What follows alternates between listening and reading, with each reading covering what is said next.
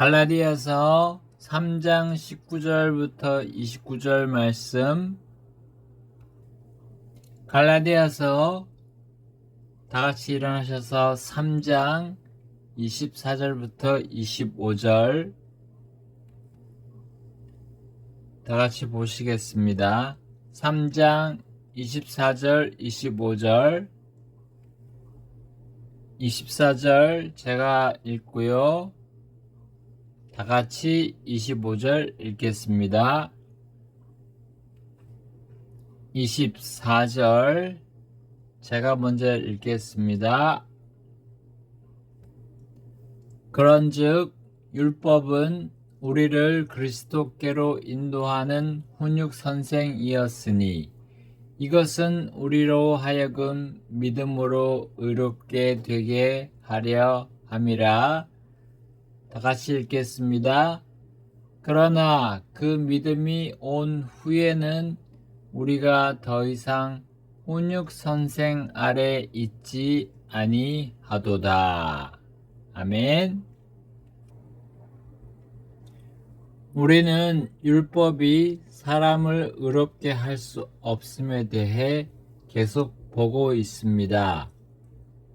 본문은 하나님께서 모세를 통해 주신 율법이 사람을 의롭게 할 수 없음에 대해 계속 설명합니다. 하나님께서 율법을 주신 이유를 19절에서 밝히고 계십니다. 갈라디아서 3장 19절 그런즉 율법은 무엇을 위한 것이냐? 약속을 받은 그 시가 오실 때까지 율법은 범법들로 인하여 더해진 것이요 천사들에 의해 한 중보자의 손에서 정하신 것이니라. 죄인인 사람은 점점 세월이 흐르면 흐를수록 더욱 악해져 갑니다. 왜 그렇습니까? 그것은 자신이 죄인이 아님을 더욱 덮으려는 시도 때문입니다. 전에는 사람들이 자신이 죄인이고 범죄한 일들에 대해 인정했지만 이제는 인정하지 않는 일이 더욱 많아집니다. 그러므로 하나님께서는 율법 조문을 만들어 그들에게 주어야 할 생각을 하셨습니다. 이스라엘 백성이 이집트 안에서 배운 것이 어쩌면 죄를 가리는 행동이었을 가능성이 큽니다. 그러므로 그들의 범법들로 인해 하나님께서 그들의 죄들을 드러내기 위해 더하신 것이 율법이었습니다. 그것이 천사들에 의해 한 중보자의 손에서 정하셨다고 바울이 말했습니다. 참 아이러니하게도 바울이 회심하기 전에 누구를 돌로 쳐서 죽이는데 그가 동의했습니까? 스데반이었습니다. 바로 스데반이 했던 그 설교 중에 이 바울도 똑같은 말을 했습니다. 스데반이 죽기 전에 이런 말을 했습니다. 사도행전 7장 53절 너희가 천사들을 통해 제정한 율법을 받고도 그것을 지키지 않았도다 하더라. 역시 여기서 한 중보자는 바로 모세를 의미합니다. 그리고 천사들은 하나님께서 율법을 제정하여 모세에게 주실 때 중보의 역할을 했음을 의미합니다. 자, 이 두 구절은 하나님께서 그 백성에게 율법을 주셨을 때를 상기시킵니다. 하나님께서 율법을 이집트에서 나온 이스라엘 백성에게 주실 때 어디로 오셨습니까? 그렇습니다. 시내산이었습니다. 그 산은 미디안 지방에 있는 산입니다. 지금의 사우디아라비아의 영역에 있습니다. 거기를 탐사한 분들의 영상을 보면 아직도 검게 그을린 정상 부근을 볼 수 있습니다. 그리고 그 시내산 아래 아주 넓은 평야를 볼 수 있습니다. 또한 거기에 각종 이스라엘 백성과 관련된 벽화들과 유물들이 있습니다. 그래서 예전에 이스라엘 백성들이 거기에 꽤 오랫동안 머물렀음을 증명하고 있습니다. 모세는 하나님의 명령으로 그 산의 꼭대기로 올라갔습니다. 40일 동안 모세는 거기서 하나님으로부터 십계명과 함께 율법을 받았습니다. 물론 그 사건을 묘사하는 중에 천사들의 등장에 대해서는 하나님께서 출애굽기에 기록하지 않으셨습니다. 그러나 우리는 하나님께서 모세에게 처음 나타나실 때를 보면 천사들이 그때도 개입했음을 알 수 있습니다. 출애굽기 3장 1절부터 2절입니다. 이제 모세가 자기의 장인 곧 미디안의 제사장 이드로의 양떼를 지키더니 그가 그 양떼를 사막의 뒤편으로 인도하여 하나님의 산 곧 호렙에 이르렀더라. 주의 천사가 떨기나무 한가운데서 나온 불꽃 속에서 그에게 나타났더라. 그가 보니 보라 떨기나무에 불이 붙었으나 그 떨기나무가 소멸되지 아니하더라. 호렙은 시내산 근처 혹은 그 산의 낮은 봉우리일 가능성이 큽니다. 모세에게 처음 오셨을 때처럼 하나님께서는 율법을 시내산에서 주실 때도 역시 천사들과 함께 하셨습니다. 우리는 아브라함에게 오신 하나님 역시 남자의 모습, 곧 천사의 모습으로 오셨음을 알고 있습니다. 또한 성경에서 주의 천사의 모습으로 오신 하나님을 우리는 여러 번 볼 수 있습니다. 하나님께서 인간들에게 오실 때 자신의 모든 모습을 보여주신 적이 없으셨습니다.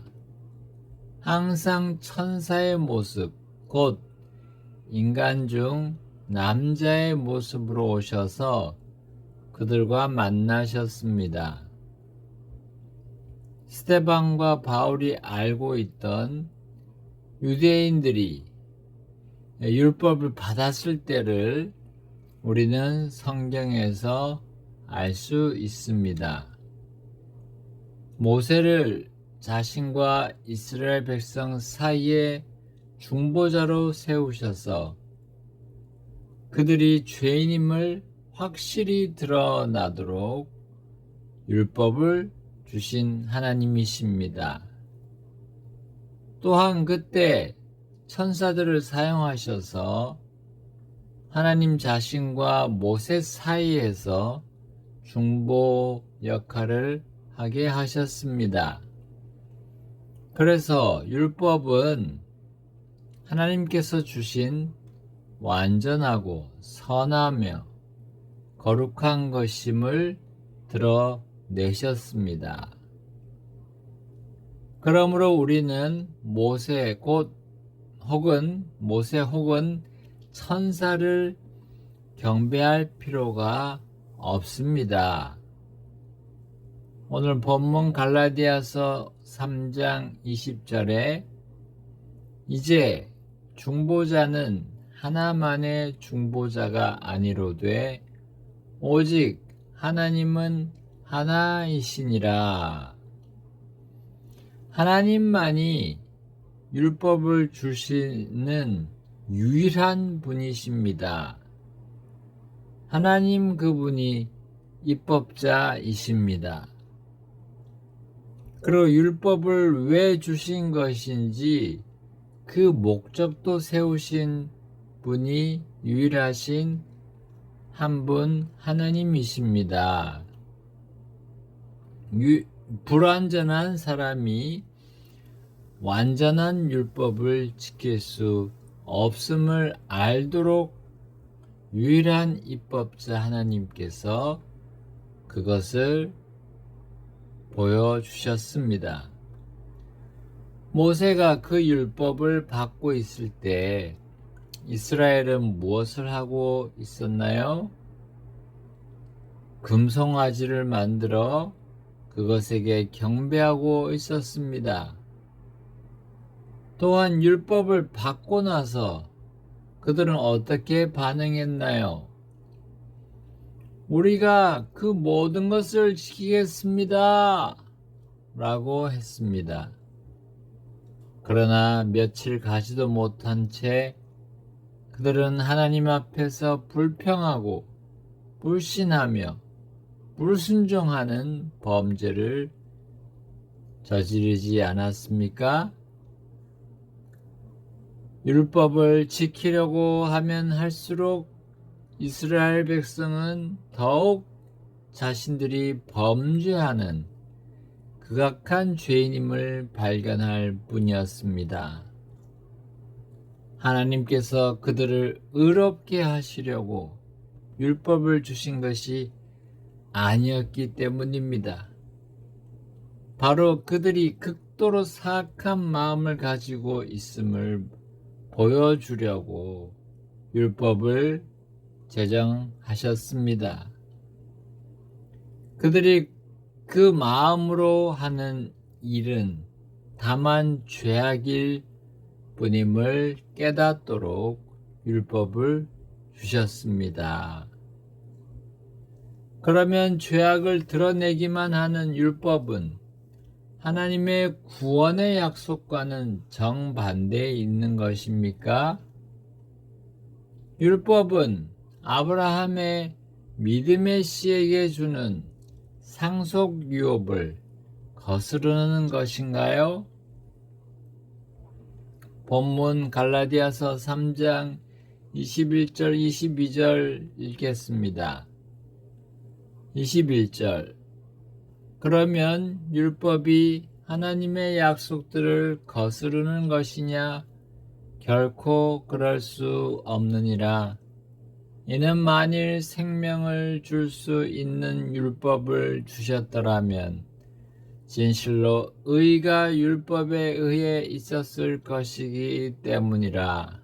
22절입니다. 그러나 성경 기록이 모든 것을 죄 아래로 가두었나니 이것은 주께서 예수 그리스도의 믿음으로 말미암은 그 약속을 믿는 자들에게 주려 하심이라. 율법이 하나님의 약속을 막고 방해하는 것이 아닙니다. 율법은 죄인에게 사형을 선고할 뿐 결코 생명을 줄 수는 없습니다. 그렇다고 율법이 죄인에게 주시는 구원의 약속을 거슬러 승리를 가로막을 수는 없습니다. 어떤 죄인이든 예수 그리스도의 믿음으로 얼마든지 율법을 지나쳐갈 수 있습니다. 율법이 내린 사형 선고를 무효가 되게 하신 예수 그리스도의 믿음을 죄인은 선택할 수 있습니다. 이것의 율법은 단 한마디도 할 수 없습니다. 믿음으로 사면받은 죄인에게 율법은 또다시 넌 사형이야. 내게 사면은 결코 없어. 라고 외칠 수 없습니다. 예수 그리스도를 유일한 구주로 믿는 자들에게 주시는 약속의 율법은 한치도 거스를 수 없습니다. 갈라디아서 3장 23절 그러나 믿음이 오기 전에는 우리가 율법 아래 붙잡혀서 나중에 계시될 믿음이 오기까지 갇혀 있었느니라. 믿음이 온다 라는 표현을 깊이 생각해 봅시다. 그리고 율법 아래 붙잡혔다 라는 표현과 율법 아래 갇혀 있었다 라는 표현을 봅시다. 율법은 마치 믿음이 오지 않은 사람을 붙잡아 두는 감옥과 같이 본문은 묘사합니다. 율법은 죄인을 속박하고 붙잡아 두는 감옥과 같고 간수와 같이 바울은 묘사했습니다. 반대로 믿음은 감옥에 갇힌 죄인을 풀려나게 하는 구속자 혹은 사면장으로 묘사했습니다. 죄인을 풀어주는 사면장만 오면 감옥은 범죄자를 더 이상 가둘 수 없습니다. 바로 예수 그리스도의 믿음이 율법에 갇혀서 정죄받고 사형 선고를 받은 죄인에게 유일한 사면장입니다. 성경 기록으로 내가 죄 아래 갇히고 율법 아래 붙잡힌 영원한 사형수임을 인정합니까? 그렇다면 바로 지금 예수 그리스도를 개인의 구주로 믿음으로 사면을 받으십시오. 예수님께서 탄생하시기 6개월 전이었습니다. 침례자 요한의 아버지 사가랴는 성령님으로 충만하여 이렇게 찬송했습니다. 누가복음 1장 76절에서 79절입니다. 아이야, 너는 가장 높으신 이의 예언자로 불리리라. 이는 내가 주의 얼굴 앞에 가서 그분의 길들을 예비하고 그분의 백성에게 그들의 죄들의 사면으로 말미암는 구원의 지식을 주기 때문이니 이것은 우리 하나님의 친절하신 긍휼로 인한 것이라. 이로써 돋는 해가 높은 곳으로부터 우리에게 임하여 어둠과 죽음의 그늘에 앉은 자들에게 빛을 비추고 우리의 발을 화평의 길로 인도하셨도다 하더라. 그는 죄들의 사면으로 말미암는 구원의 지식을 전해줄 자신의 아들에 대해 예언하며 찬송했습니다. 이제 침례자 요한이 장성하여 과연 그렇게 주의 길을 예비했습니까? 마가복음 1장 4절에 요한이 광야에서 침례를 주고 죄들의 사면으로 인한 회개의 침례를 선포하더라. 베드로는 성령님께서 임하신 뒤에 이렇게 선포했습니다. 사도행전 2장 38절 이에 베드로가 그들에게 이르되 회개하고 죄들의 사면으로 인하여 예수 그리스도의 이름으로 너희 각 사람이 모두 침례를 받을지니 그리하면 너희가 성령님의 선물을 받으리라. 또한 베드로는 이방인 고넬료와 그의 집안 사람들에게 동일하게 선포했습니다. 사도행전 10장 43절에서 45절 그분에 대하여 모든 예언자들도 증언하되 누구든지 그분을 믿으면 그분의 이름을 통하여 죄들의 사면을 받으리라 하였느니라 하더라. 베드로가 아직 이 말을 하고 있을 때에 성령님께서 그 말씀을 들은 모든 사람 위에 임하시더라.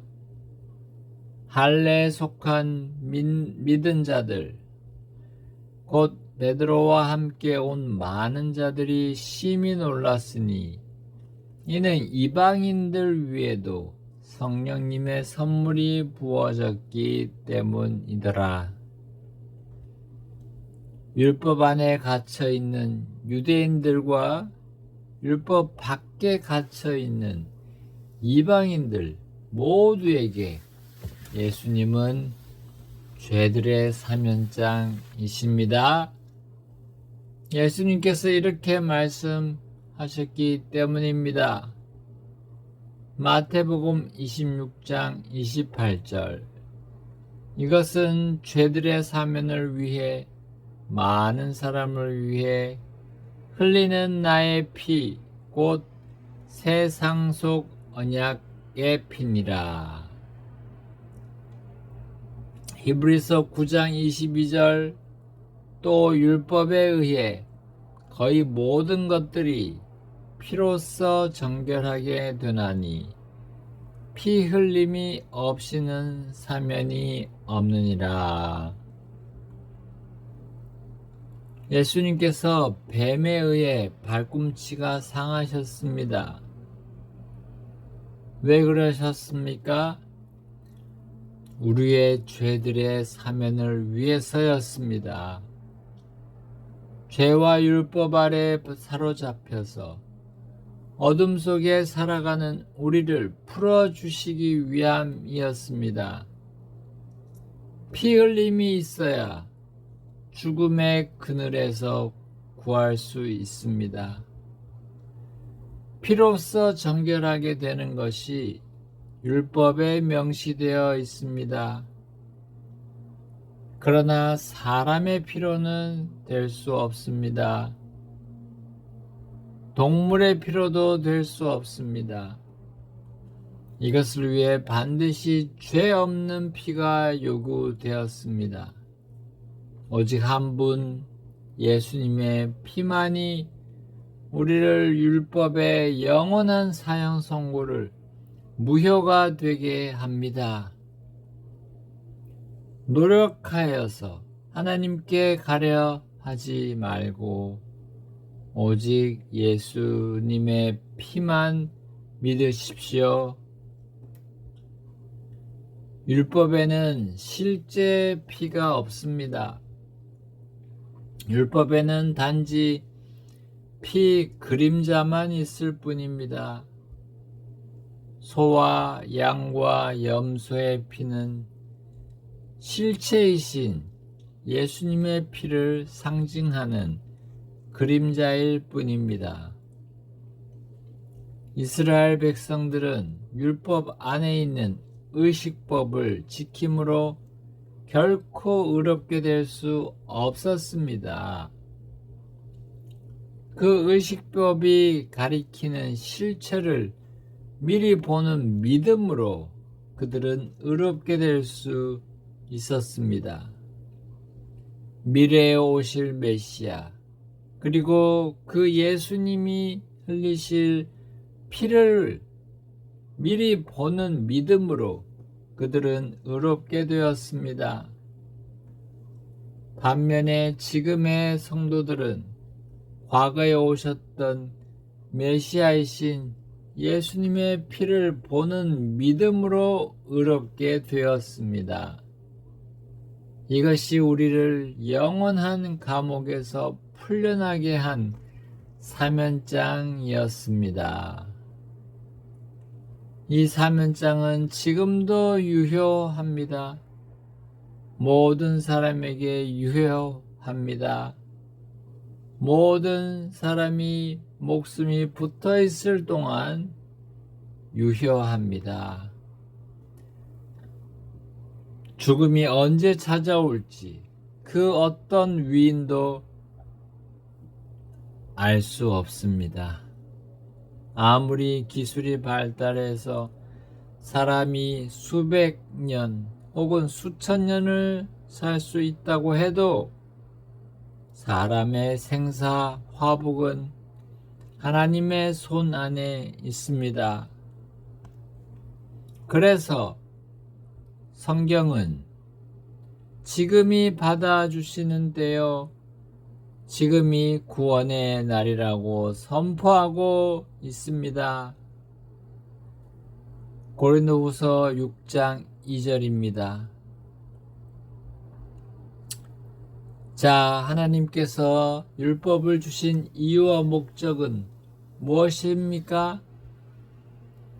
죄인 자신이 죄인임을 확실히 알게 하기 위함입니다. 다시 말하면 죄인 자신이 죄인임을 잘 깨닫지 못할 때 확실히 알게 하는 것이 율법의 존재 목적입니다. 혹은 죄인 자신이 죄인임을 알고도 스스로 그 사실을 은폐하려고 하는 그 죄악을 더욱 확실하게 드러내는 것이 율법을 주신 목적입니다. 바울은 이어서 율법을 이렇게 또한 묘사하면서 우리에게 율법 존재의 이유와 목적을 가르쳐 주었습니다. 갈라디아서 3장 24절부터 25절입니다. 24절 그런즉 율법은 우리를 그리스도께로 인도하는 훈육선생이었으니 이것은 우리로 하여금 믿음으로 의롭게 되게 하려 함이라.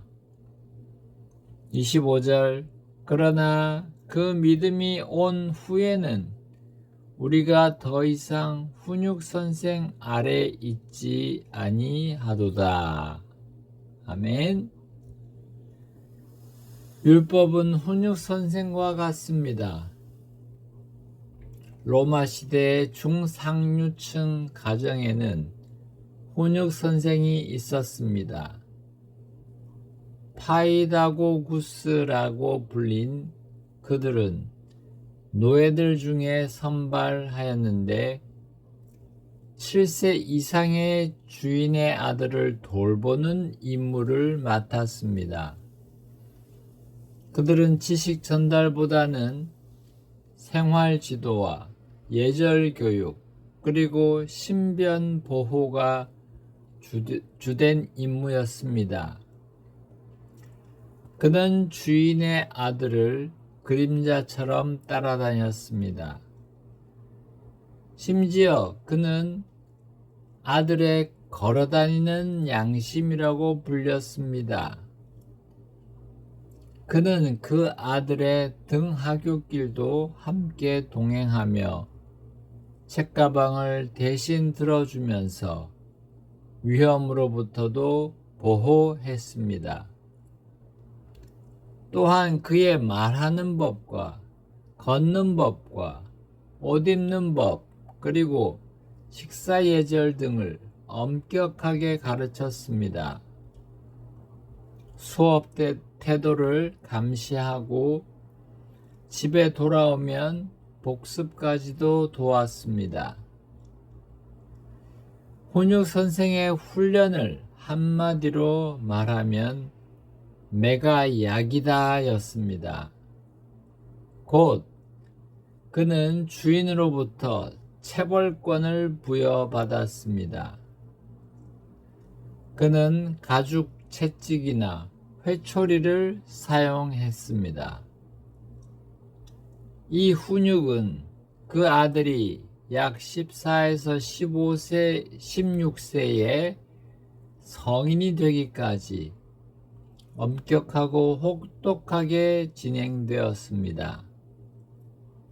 아들의 입장에서 이 훈육 선생은 자신을 힘들어하게 만드는 존재였던 거죠. 그래서 로마 시대 문헌에 의하면 어떤 이들은 장성한 뒤에 자신을 혹독하게 다뤘던 훈육 선생에게 보복하기도 했습니다. 혹은 정반대로 노예 신분에서 해방시키고 평생의 조언자로서 자기 곁에 두는 사례도 있었습니다. 이 훈육 선생이 로마를 발전하게 하는데 큰 역할을 했음을 역사학자들은 판단하고 있습니다. 바울은 로마인으로서 이 훈육 선생에 대해 잘 알고 있었습니다. 그는 율법이 마치 이 훈육 선생과 같음을 비유로 들었습니다. 율법은 구원의 능력, 곧 죄인을 의롭게 할 능력이 없습니다. 그러나 그것은 죄인을 그리스도께로 인도하는 역할을 합니다. 죄인이 율법과 대면하고 내면과 외면에서 율법과 계속 부대낄 때 자신이 죄인임을 알고 절감할 수 있는 것입니다. 바로 그때 그 죄인은 자신을 옭아매는 율법과 죄로부터 자유를 갈구하게 됩니다. 오 사망의 몸에서 누가 날 건져내랴 라고 외친 바울과 같이 갈구하게 됩니다.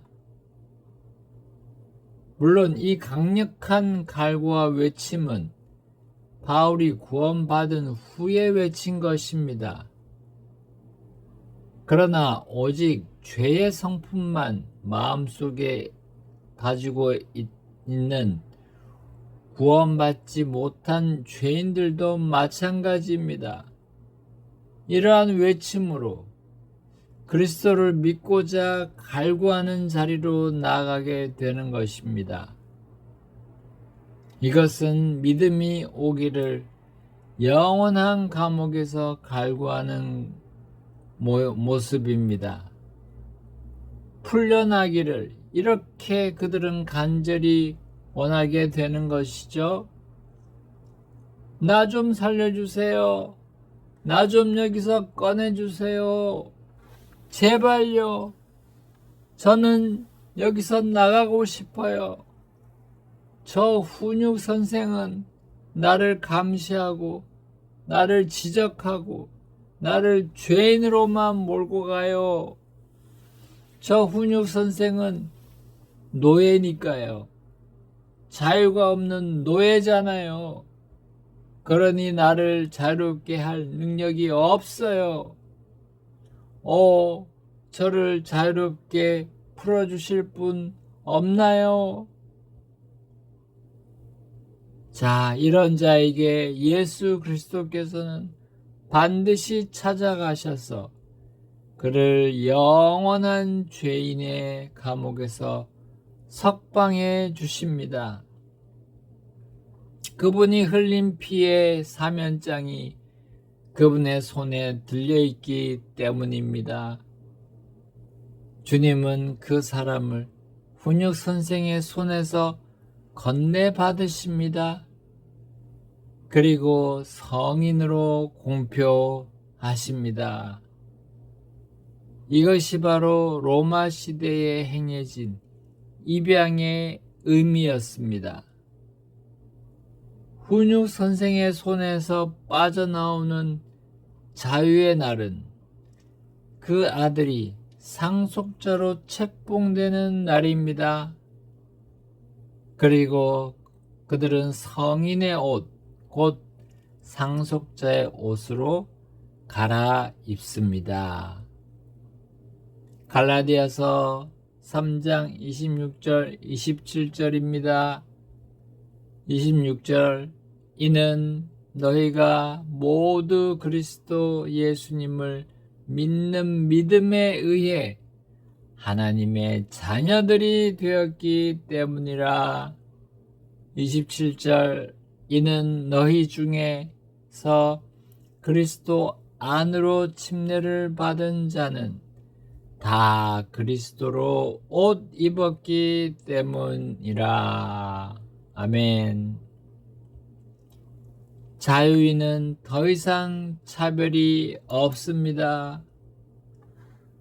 그리스도로 새롭게 옷을 입었기 때문입니다. 갈라디아서 3장 28절입니다.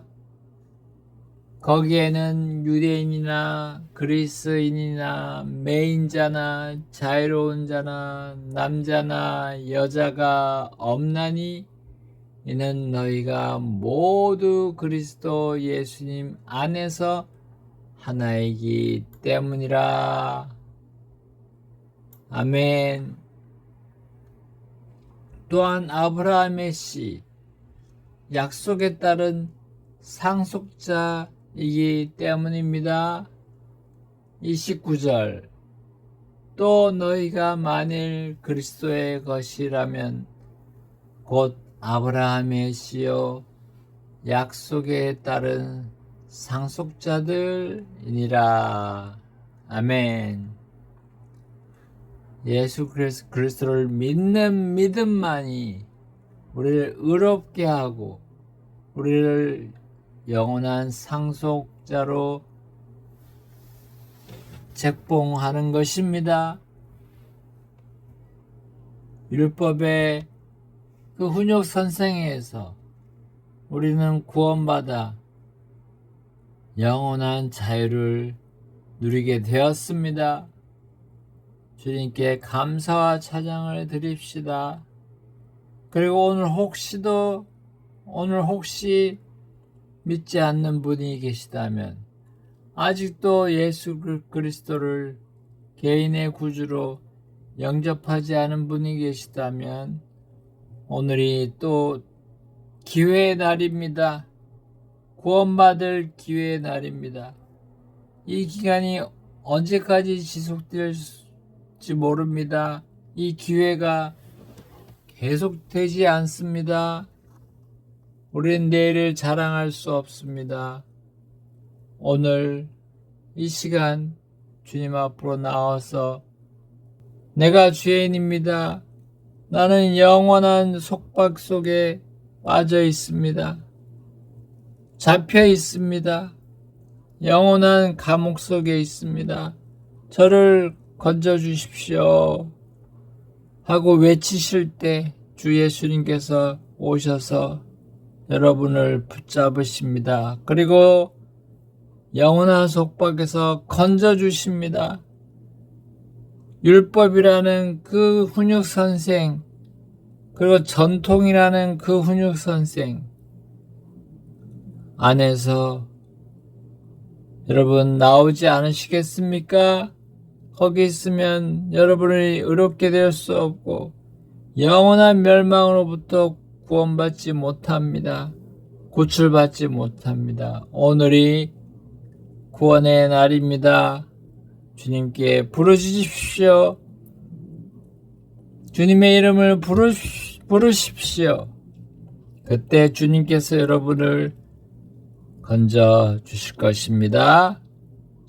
다 같이 이 시간 기도하시겠습니다.